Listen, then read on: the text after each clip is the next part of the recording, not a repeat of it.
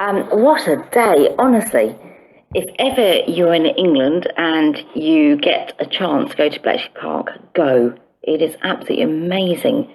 Now, I love history anyway, and the stories behind the Enigma machine and how we broke the code, absolutely incredible.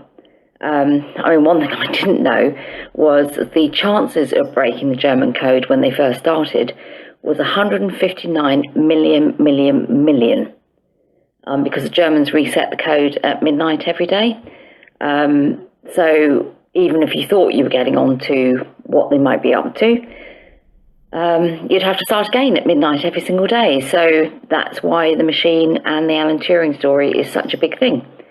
So that was really interesting. But do you know, the one story that really got to me today was about the Polish. The Polish were onto the Enigma machine long before the war started, and in 1932 they were trying to decipher the German ciphers at that time. And they had actually come a long way. They didn't quite crack it, but when war got declared, when they were just about to be invaded, they then passed all the information they had on to the British.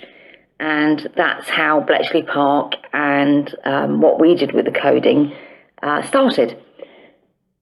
But the most amazing thing was they passed this information on, they then get invaded by the Germans, and they then kept completely quiet.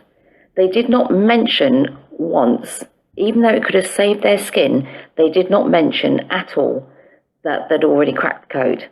So you've got to admit, that is for loyalty, fortitude. I just found today completely inspirational. So, I've had a really good day, been out in the fresh air for most of it, so I'm feeling pretty knackered because I'm used to an office. But the other thing as well is I know that I have to be a wee bit careful. I'm so fired up by everything I've seen, heard and learnt today that I know tomorrow the possibility is that my mood's going to go down. So need to be really, really careful. However, I'm so pleased about today. It's been a fabulous day. So I will speak to you tomorrow.